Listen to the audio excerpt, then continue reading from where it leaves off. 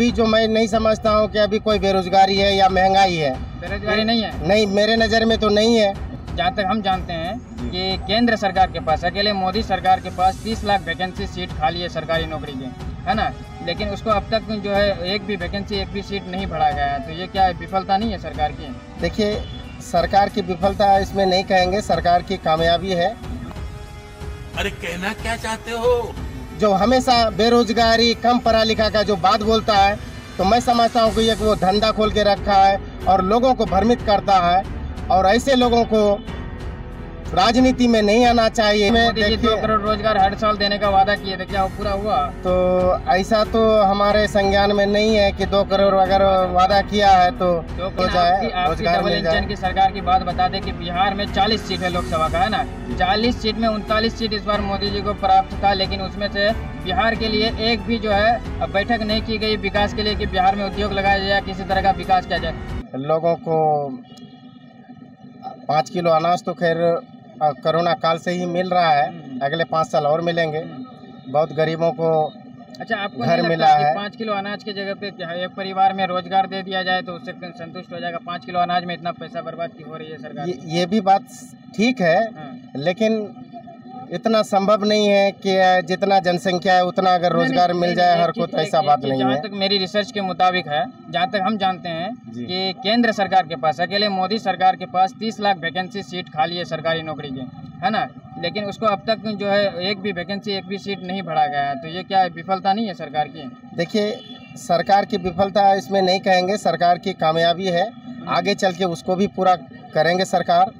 और हमारे जो कब करेंगे? 10 साल हो गए। 10 साल में मोदी जी 2 करोड़ रोजगार हर साल देने का वादा किए थे, क्या वो पूरा हुआ? तो ऐसा तो हमारे संज्ञान में नहीं है कि 2 करोड़ अगर वादा किया है तो 2 करोड़ हम उस बात को तो नहीं जानते। ये पूरा देश जानता है। देखिए, रोजगार देना और लेना वो अपने पास में है। अगर आप सक्षम है तो रोजगार खुद आप ढूंढ सकते हैं। जब सरकार और नहीं करेगी तो कैसे रोजगार देंगे? दूसरे पर निर्भर रहना मैं समझता हूँ कि ये कायरता है। नहीं, एक कहने का मतलब कि आपके परिवार में 4 बच्चा है ना, वो पढ़े लिखे हैं या फिर जो भी है ग्रेजुएट है, यदि अगर सरकार वैकेंसी ही नहीं निकाल रही है तो फिर वो कैसे हम अप्लाई करेंगे? देखिए, एक जीवन जीने के लिए एक सरकारी नौकरी, एक बिहार में तो यही है ना, बिहार में उद्योग नहीं है, प्राइवेट नौकरी नहीं है। उद्योग तभी संभव होगा जब यहाँ हमारे यहाँ डेवलप हो जाएगा, जैसे सड़क हो जाएगा, जैसे कोई यहाँ पर इंडस्ट्री आके बैठेगा, कोई कंपनी बैठेगा, तभी लोगों को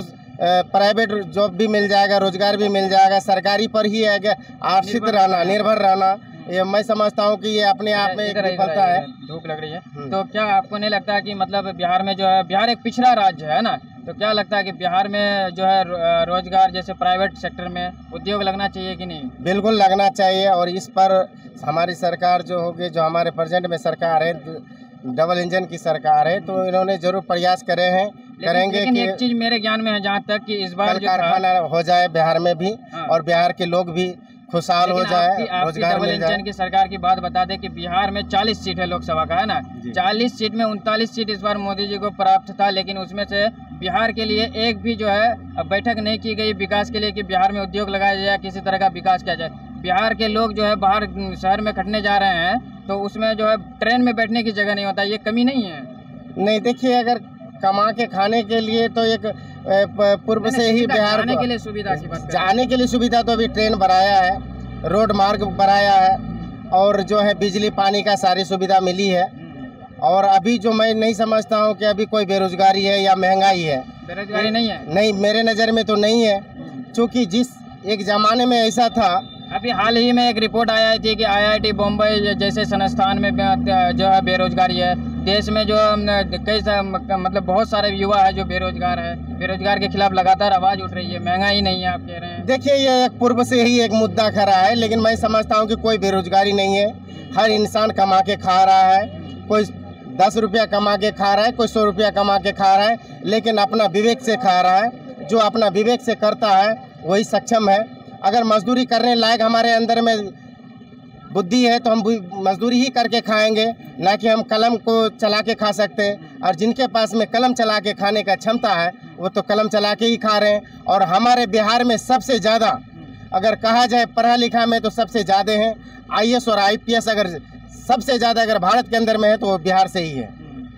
और इस बात को उठाने वाला मैं समझता हूँ कि उनका ये इंसानियत वाला भाषा नहीं है, जो हमेशा बेरोजगारी कम पढ़ा लिखा का जो बात बोलता है, तो मैं समझता हूँ कि एक वो धंधा खोल के रखा है और लोगों को भ्रमित करता है। और ऐसे लोगों को राजनीति में नहीं आना चाहिए।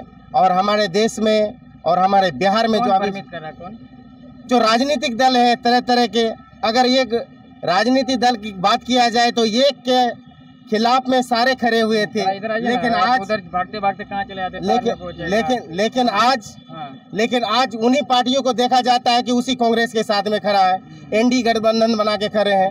ऐसा क्यों भाई? आप तो कांग्रेस के विरोध में खड़ा हुए थे ना, आप कांग्रेस से लड़ने के लिए खड़ा हुए थे, लेकिन आप अभी कैसे उस कांग्रेसियों के साथ में फिर मिल गए? आप कैसे एनडी गठबंधन बना लिए? आप तो एनडी गठबंधन बना लिए थे, आपने नहीं, आप अपने आप में अपने अंदर की कमी को दिखा रहे हैं कि आपके अंदर में कितना कमी है, और जनता को भ्रमित करते हैं और जात पात में हम लोग को बांटने का काम करते हैं। तो अब हम लोग वैसा नहीं है, हम लोग जाग चुके हैं। जात पात में तो मोदी जी बांट रहे हैं। बिल्कुल नहीं, ये बात बिल्कुल नहीं है कि जात पात क्या ये कह रहे हैं, नहीं, विपक्ष वाले का तो ये मुद्दा है। अगर ये बात को नहीं रखेंगे तो जनता तक पहुंचेगी कैसे? अगर मोदी जी हमारे बांटते हैं, हमारे यशस्वी देश के प्रधानमंत्री आज तक ये नहीं कहा कि हमारे देश में 140 करोड़ को ही परिवार को लेकर ही चलते हैं। आज तक ये नहीं कहा कि हम हिंदुओं को ही सारे सुविधा दे रहे हैं, लेकिन उनमें तो सारे मुस्लिम भाई भी हैं, सारे धर्म के लोग हैं, उसमें सभी को तो बराबर सुविधा दे रहे हैं। क्या अगर कोई रोड बना है तो क्या उसमें सिर्फ मुद्दा खड़ा होता है कि वहाँ हिंदू ही चलता है या हिंदू का ही समाज रहता है? उसमें मुस्लिम भी समाज है, मुस्लिम भी चलता है, उसमें मुस्लिम भाई भी चलता है उसमें। तो ये बात जो है अब तक जो राजनीति करके आया है। एक सवाल और है आपसे कि जैसे आप बोले कि एनडी गठबंधन बना लिया, तो जैसे अभी जब नीतीश कुमार फिर जो तेजस्वी के साथ या आरजेडी के साथ गठबंधन कर लिया था, उसमें यही सम्राट चौधरी था कि अगर दोबारा हम जो है नीतीश कुमार के साथ जाएंगे तो तब तक पहले पगड़ी उखाड़ के फेंकेंगे, या इस तरह का कोई भाषण दिया था। तो फिर क्यों नीतीश कुमार के साथ वो आ गए? देखिए, ये एक व्यक्तिगत मुद्दा था उन लोग का, आपस में मतभेद का मुद्दा ये था, मन मुटाव था, जिसके कारण थोड़ी देर के लिए भटक गए थे रास्ता हमारे माननीय मुख्यमंत्री जी श्री नीतीश कुमार जी ने। तो पुनः जो कहावत में है कि जो रात का भूला अगर सुबह घर आ जाए तो उसे भूला नहीं कहते हैं, तो हमारे माननीय मुख्यमंत्री जी श्री नीतीश कुमार जी ने वही काम किया है।